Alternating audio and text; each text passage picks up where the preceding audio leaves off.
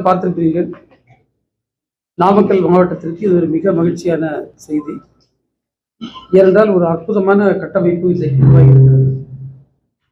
நம்முடைய நாடாளுமன்ற உறுப்பினர் அன்புக்குரிய தம்பி ராஜேஷ்குமார் அவர்கள் கூறியது போன்று இந்த மாவட்டம் உருவாகி 30 ஆண்டு காலம் ஆகிறது. மாவட்டம் உருவாவதற்கும் தலைவர் கலைஞர் அவர்கள் தான் காரணமாக இருந்தார். இன்றைக்கு இந்த ஆவி நிறுவனத்தினுடைய இந்த புதிய தொழிற்சாலை இங்கு அமைவதற்கு என்னுடைய மாண்பு முதல்வர்கள் காரணமாக இருக்கின்றார்கள்.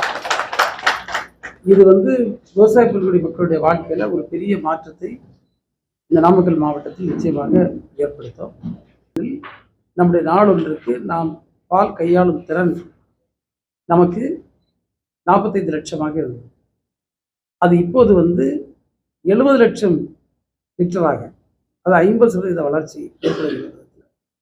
பணிகள் முடிந்திருக்கு, நடைபெற்று இருக்கு. இன்னும் கொஞ்சம் பணிகள் துரிதமான வழியில் போயிட்டு இருக்கு. அவ்வளவு முடிய சமயத்தில் 70 லட்சம் லிட்டர் பால், அதாவது சுமார் 50% வளர்ச்சி என்பது இந்த குறுகிய காலகட்டத்தில் ஏற்பட்டிருப்பது ஒரு மிகுந்த பாராட்டுக்குரிய ஒன்றாக நாங்கள்